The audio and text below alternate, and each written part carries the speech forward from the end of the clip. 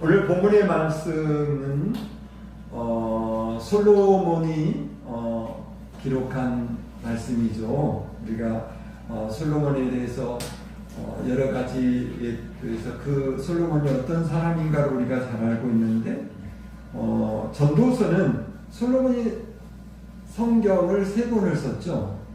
아가서하고 잠언서하고 그 다음에 전도서를 썼습니다.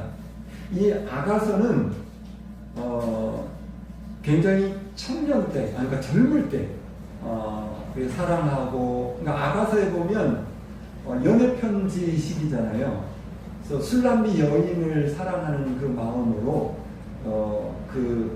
어떻게 보면 연서 같은 그런 말씀인데, 거기 보면 그 솔로몬의 연애 편지가 왜 성경에 들어왔는가 하는 그 말씀에 나와 있는 솔로몬은 예수님으로 예표하고 있습니다. 예수님이 신랑 되시고 우리가 신부된 자들인데 이 성도들을 그렇게 사랑한다라는 표현으로 바로 아가서를 기록했고요. 그리고 좀 이제 작년 때 그때가 바로 이제 잠언서를 기록했습니다. 잠언서를 기록했고요. 그 다음에 전도서는 그 솔로몬이 이스라엘의 왕이었잖아요. 그리고 이제 오랫동안 나라를 통치하고 삶을 살았는데 나이가 이제 들었습니다. 솔로몬도 나이가 들어서 죽을 때가 가까움을 직감하고 그때 이 전도서를 기록하게 된 것인데요. 본문의 말씀은 전도서 1장부터 12장까지가 있는데 그것도 12장 마지막 부분, 단락 나누기로 보면 마지막 단락이에요. 거기 보면 오늘 우리가 읽은 것처럼 일의 결국을 다 들었으니, 일의 결국을 다 들었으니 라고 했습니다. 그래서 저는 일의 결국을 인생의 결국이다 라고 설교 제목으로 바꿔서 이 말씀의 의미를 우리가 마음에 새기고 올 1년도 또 우리가 앞으로 남은 인생을 살아가는 동안 우리가 인생의 결국, 그러니까 인생의 어떤 결말, 그것을 어떻게 지어갈 것인가에 대해서 우리가 좀 더 영적으로 말씀 안에서 우리의 삶을 조명해 보고자 하는 것입니다. 일의 결국이라고 이 솔로몬이 마지막 그 부분에서 말씀하고 있는데 이 말은 솔로몬이 전도서 1장부터 12장까지 계속해서 말씀을 읽으면 어찌 보면 아가서와 잠언과 그 다음에 이 전도서의 마지막 부분, 전도서까지 이 모든, 그러니까 솔로몬이 지혜의 왕으로서 자기 자식들을 비롯해서 젊은이들과 많은 백성들에게 훈계하고 교훈의 말씀을 많이 기록했잖아요. 근데 그 모든 것의 결론을 말하는 것입니다.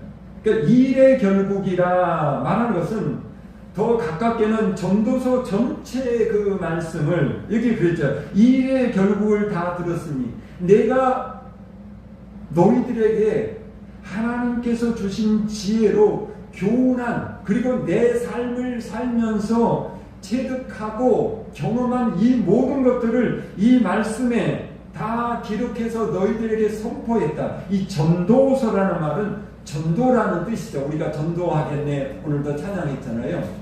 이 전도 코헬렛이라는 히브리어 말인데요. 이 전도라는 뜻은 뭐냐? 모으다, 소집하다, 이런 뜻을 말하고 있고요. 이 뜻의 동사 칼에서 이 파생된 단어입니다. 그래서 전도자라는 뜻은 무슨 뜻이냐면 사람들을 모으는 사람이다.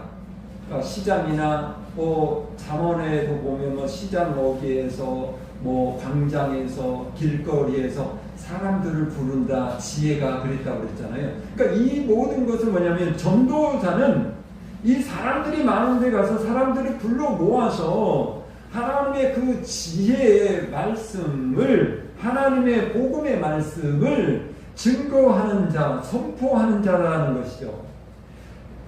그래서 이 전도서라는 그 뜻은 그 뜻이 모든 모인 회중 앞에서 설교하는 자라는 뜻입니다.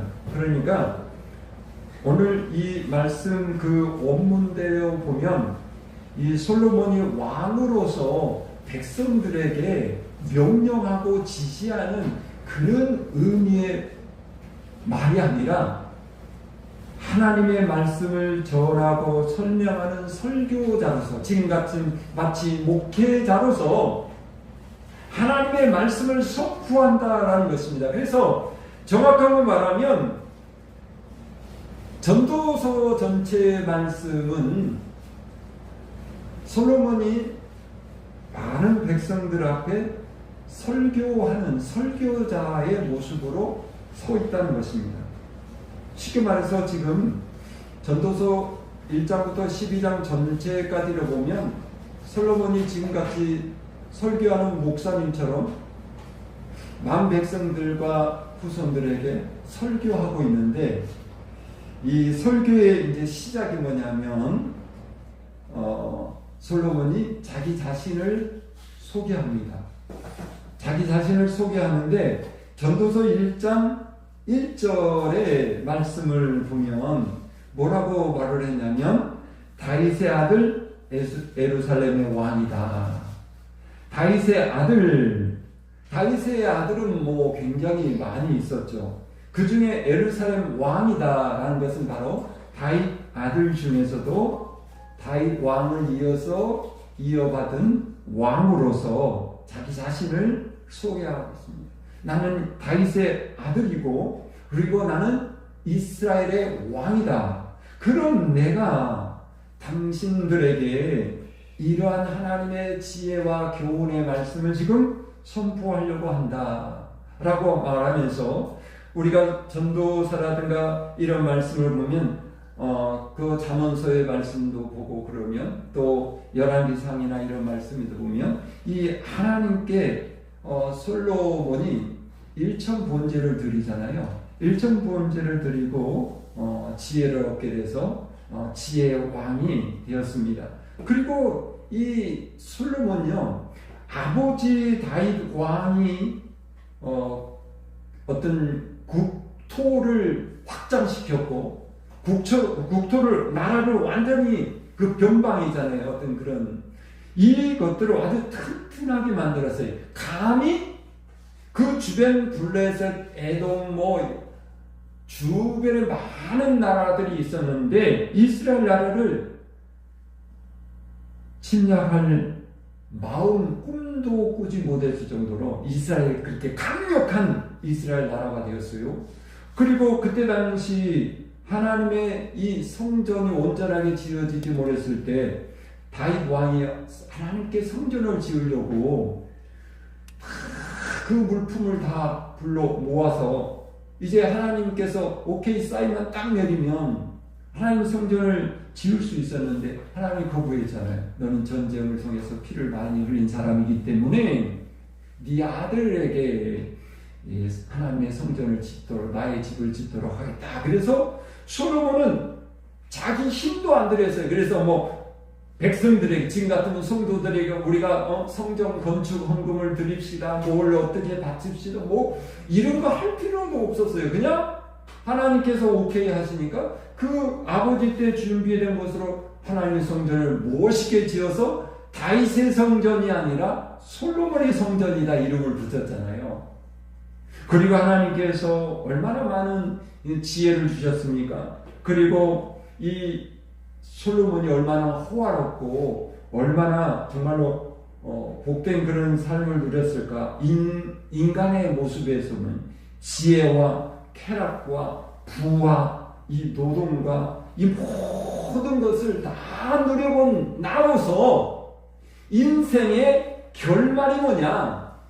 내가 그 모든 것을 하나님께서 주셔서 다 누려봤는데 결국은 인생이 무엇인가에 대해서 두 가지로 이야기합니다.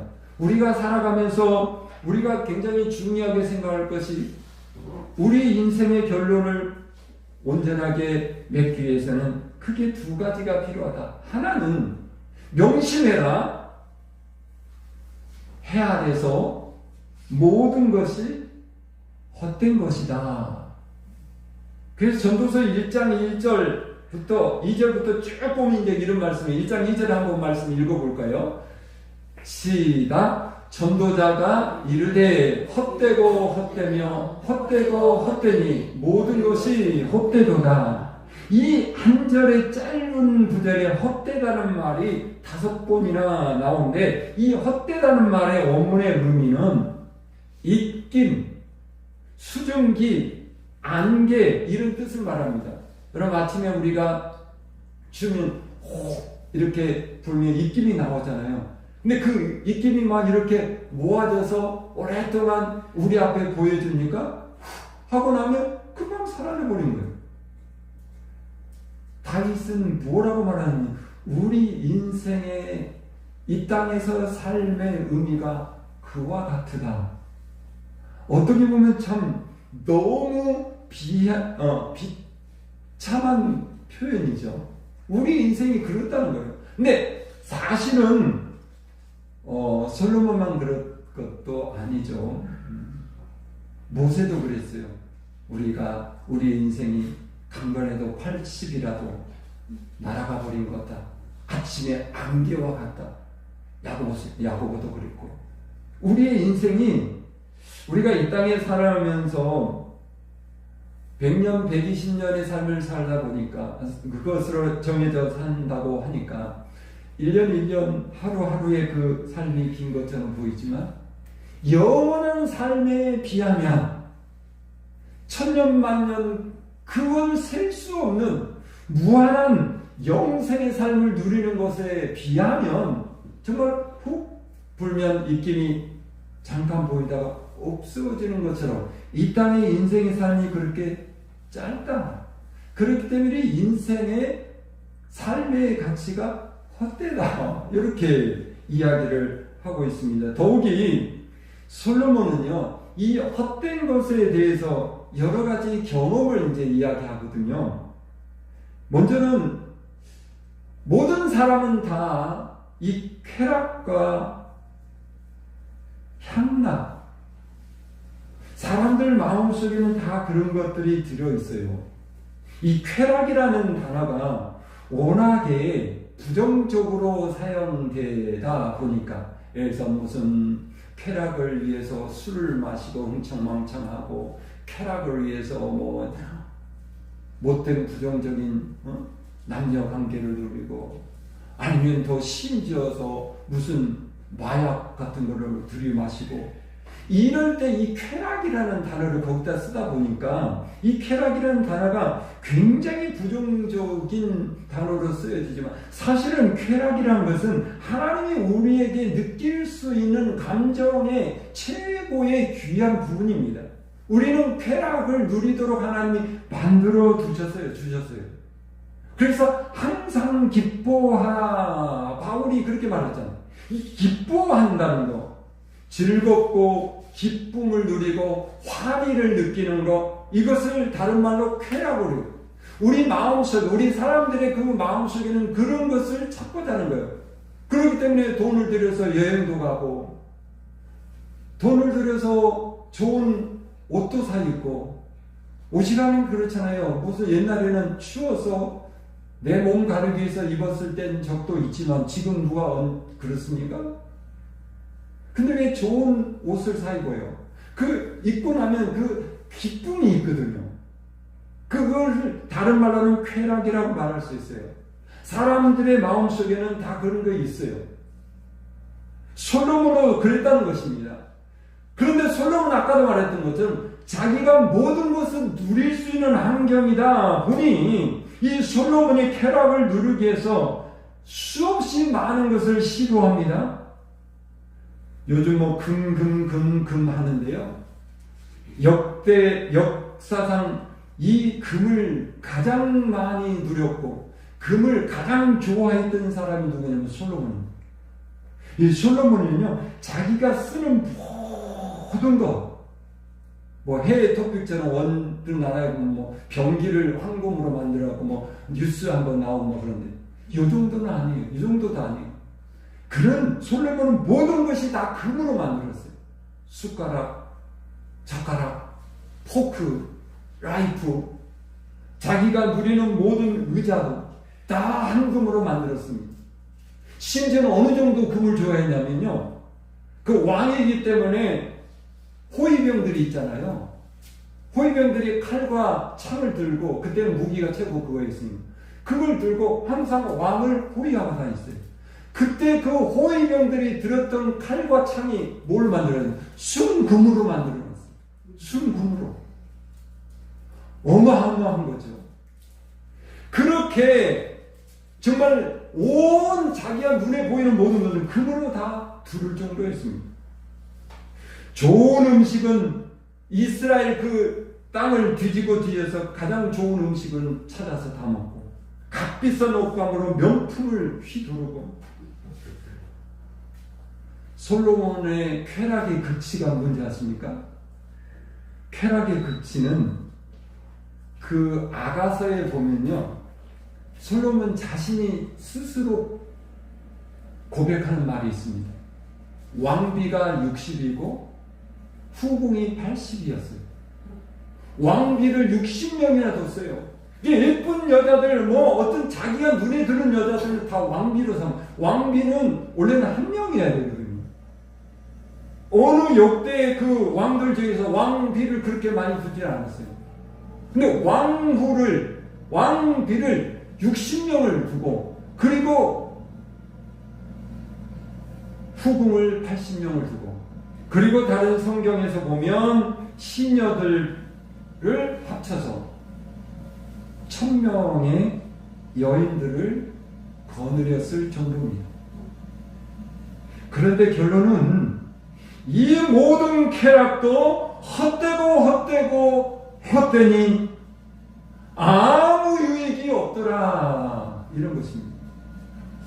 우리는 그걸 누려보지 않았지만 이해는 갈 것 같아요.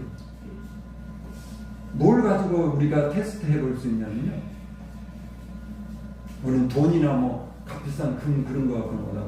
옛날에 우리가 먹을 것이 귀했었잖아요. 먹을 것 얼마나, 저 어렸을 때 얼마나, 밥 한 그릇, 쌀밥 한 그릇이 얼마나 귀해요. 쌀밥 한 그릇을 보면 저희는 추석 때나 설날만 쌀밥 먹어봤어요. 근데 부잣집 가면 애들이 보면 쌀밥을 침이 지기를 해서, 그거 한번 먹었으면 소음이 없겠다.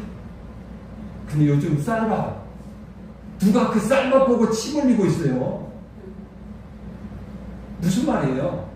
사람이 뭔가를 갖지 못했으면 그것이 없으면 죽을 거가, 그것이 최고의 쾌락인 것 같은데, 그것이 내 마음껏 누릴 수가 있는 상황이 되면 그것도 아무것도 아니에요. 또 하나는 지혜와 철학을 탐구하는 것도 헛되다고 그랬습니다. 그러니까 지혜의 왕으로서 얼마나 지식을 추구를 많이 했겠습니까? 근데 결국은 이 지혜를 추구하고 탐구하는 일들도, 그러니까 솔로몬이 지혜를 굉장히 많이 받아봤는데, 지혜가 필요하긴 한데, 사실은 인생의 끝날을 보다 보니까 지혜 있는 사람이나 우매한 사람이나, 지금 가르면 서울대학교 나온 박사님이나 시골에서 초등학교 겨우 나오는 그냥 농부인, 그냥 평범한 그런 분이나 인생의 끝에 가보니까 똑같으라는 거예요. 서울대 박사님은 죽으면 대단한 것 같은데 아니에요. 그저 시골에서 그렇게 지식이 그냥 평범했던 그 사람이 죽은 거나, 그렇게 지식이 많은 사람이 죽은 거나, 일반이더라. 인생의 끝에 가면 일반이더라는 거예요. 인생에는 한계가 있죠. 능력의 한계가 있는 것이 아니라 시간의 한계가 있습니다.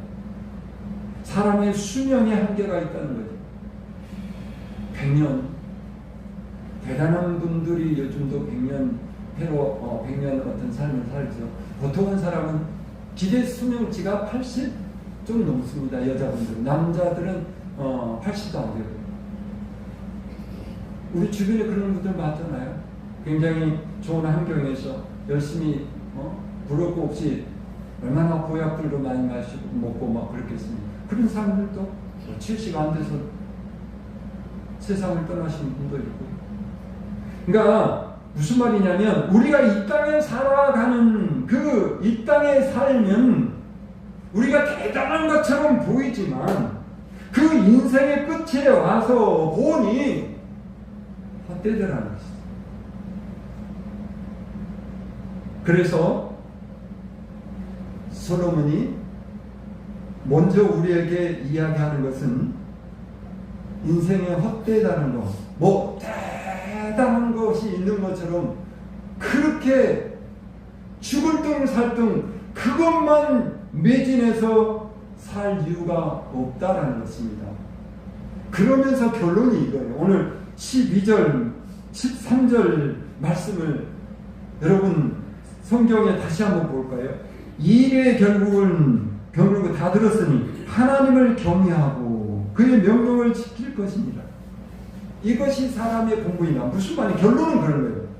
이 세상의 인생의 삶은 그렇게 헛된 것이지만 그러나 우리가 이 땅에서 사는 삶의 결론이 뭐냐? 하나님을 경외하는 삶을 사는 것이다. 이것이 인생의 결국을 이룰 때 바로 온전한 삶의 모습으로 결론 열매를 맺게 된다라는 그런 뜻으로 이렇게 말하고 있습니다. 그러니까 솔로몬이 이 전도서의 전체 내용의 설교하면서 첫째는 일단 그것을 그렇게 말합니다. 인생의 이 땅의 삶은 그렇게 헛된 것이다. 두 번째는 그 설교의 두 번째 대지는 이 세상 만물, 우리가 살아가는 이 땅에 우리가 경험하는 이 모든 일에는 때가 있다라는 것입니다. 그래서 전도서 3장 1절의 말씀에 보면 이렇게 말씀하고 있죠. 같이 읽어보겠습니다. 시작. 범사에 기한이 있고 천하 만사가 다 때가 있으니. 아멘. 이 말씀을 우리가 너무 자주 들었기 때문에 우리는 잘 알고 있죠. 근데 알고 있으면서도 우리가 신앙생활을 하면서 가장 많이 까먹고 살아가는 것이 뭐냐면 모든 일에는 때가 있다는 사실을 잘 모르고 나의 때를 자꾸 생각하는 것. 내가 원하는 때에 내 인생의 삶을 자꾸 맞추려고 하다 보니까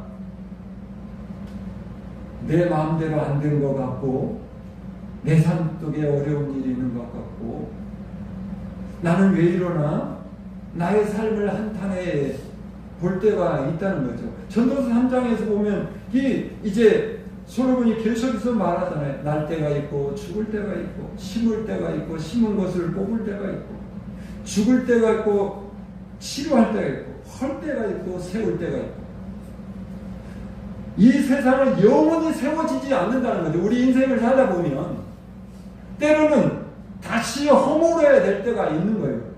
그리고 다시 세워야 될 때가 있는 거예요.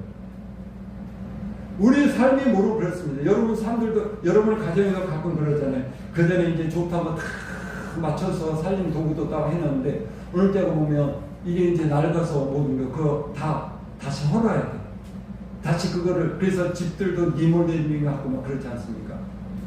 우리 성전 강단에도 이 영상이나 이런 부분들을 이렇게 새롭게 옛날에 있었던 그런 것들 이 빔 프로젝트 가지고 이렇게 스크린을 설치해서 그때는 그게 다 유행이었고 그게 또 좋았었는데 요즘은 이렇게 빔 프로젝트로 스크린 내려가지고 찬양 가사 띄우고 하는 교회가 거의 없습니다. 그리고 이게 프로젝트 빔 이거 쏘는 게 처음에는 이게 맑았어요. 이게 이 화석수라고 해요. 그게 이제 있는데 이게 나중에 되면 흐려져요. 형광등이나 이런 것들도 오래 쓰다 보니 흐려진 거죠. 제가 제일 안타까웠던 게 뭐냐면 성전에 불을 꺼야 여기 스크린에 찬양 가사가 또렷하게 보여서 찬양할 때 설교할 때 그때서 이제 불을 켜잖아요, 달을. 그래가지고 이건 정말 아니겠다. 그래서 이번에 큰맘 먹고 그때 시도를 했는데 그렇다는 거죠. 우리 삶을 살다 보면 세울 때도 있는 허를 때가 있다는 거예요. 무슨 말이냐? 내 삶이 언제나 넘어지고 깨어지고 허로 넘어지는 흘러내리는 그런 때만 있는 것이 아니야. 그러면 그때 당시 그러면 다시 옛날에 사람들이 이게 어떻게 보면은 위로하는 말이지만 그 말이 맞긴 해요. 불난 집이 잘 된다. 불이 지금 홀라 타버렸어요. 그 얼마나 속상해. 그러면 한 사람들이 위로하잖아요. 와, 잘 됐어. 이게 다시 하고 새 집, 새롭게 집이 되지. 그거예요. 우리 인생도 살다 보면 헐어버려야 될 때가 있더라고요. 내가 보기에는 넘어진 것처럼 보일 때가 있더란 거예요. 근데 그것 때문에 다시 세워져서 더 견고해지고 더 좋은 것으로 바꿔지는 때가 있다는 것이.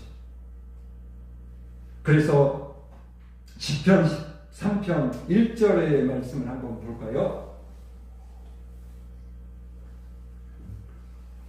같이 읽겠습니다. 시작. 여호와여 어느 때까지입니까? 나를 영원히 잊으시나이까? 주의 얼굴을 나에게서 어느 때까지 숨기시겠나이까? 아멘. 이 시편 13편은 다윗이 기록한 시입니다.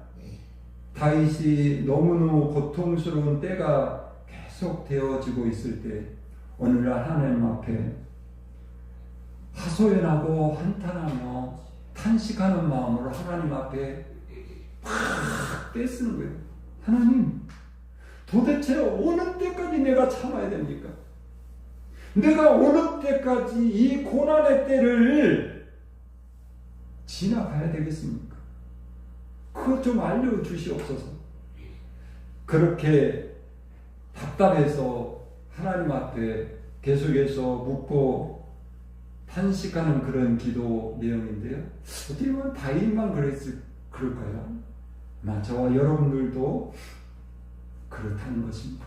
때로 보면 아직까지 이루어지지 않는 그런 일들 때문에 어느 때까지 내가 이렇게 이 환경 속에서 내가 지나가야 되나? 그런데 그 답은 하나님의 때가 있다라는 것입니다. 중요한 것입니다. 하나님의 때가 있다라는 것입니다. 이 말이 중요한 것은 뭐냐면 하나님의 때가 나를 헐어버리는 것만이 아니라 나를 다시 세울 때가 있다는 사실을, 더 좋은 것으로 세울 때가 있다는 사실을 내가 믿음으로 확신하게 되면 두렵지 않은 거예요. 좀 더 견딜 수 있는 거예요. 그리고 그 하나님의 때를 우리는 기다리는 거예요. 그래서 우리가 중요한 것은 하나님의 때가 있다는 사실을 알고 우리는 겸손해야 되는 것입니다. 하나님의 때를 알지 못하는 자가 많은 믿음의 사람들 중에서도 하나님 앞에 교만 부리고 하나님 앞에 억압 부리고 그러다가 하나님을 떠나기도 합니다. 전도서 3장 11절의 말씀을 다시 한번 볼까요?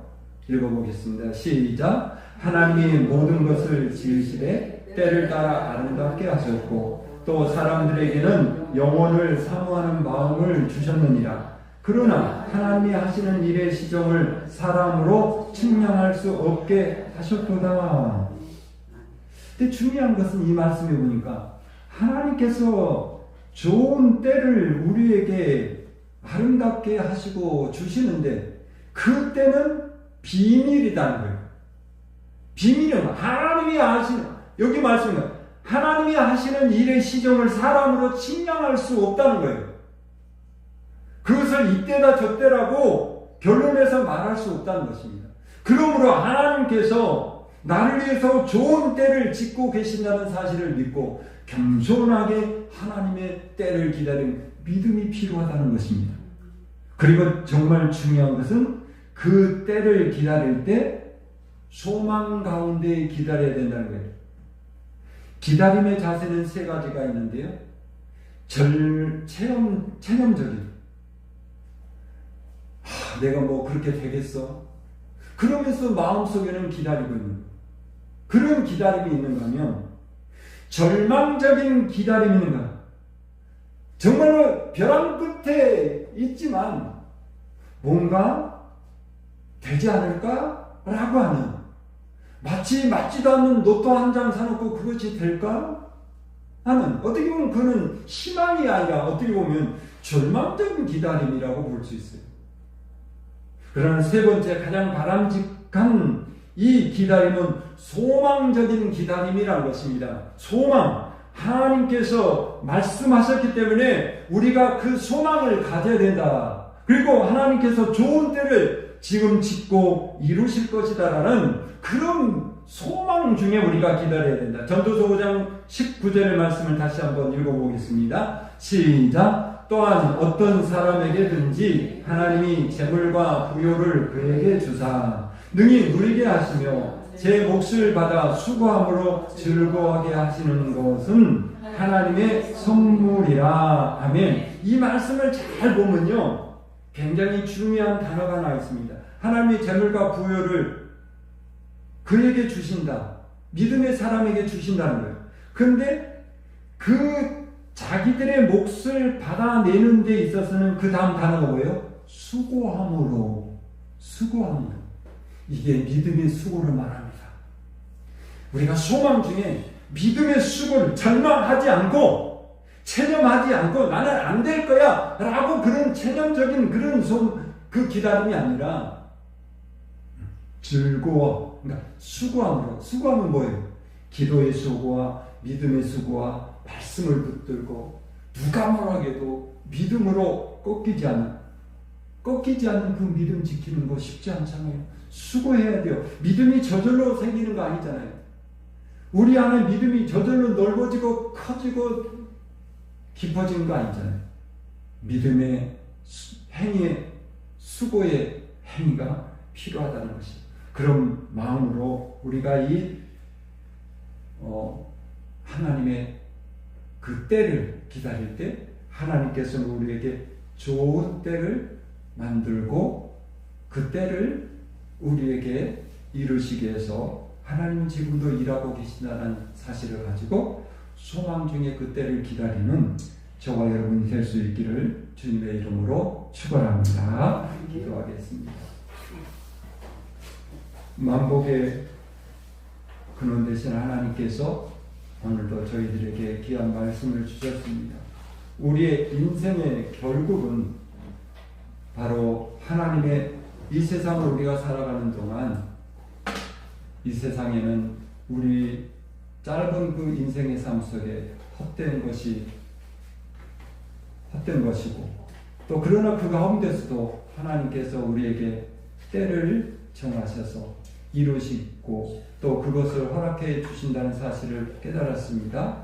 우리에게 더 큰 믿음을 주셔서 소망 중에 하나님의 때를 기다리며 하나님 앞에 영광 돌리고 기뻐하는 삶을 누리는 우리 모두가 되게 하여 주옵소서. 예수님의 거룩하신 이름으로 기도하옵나이다. 아멘.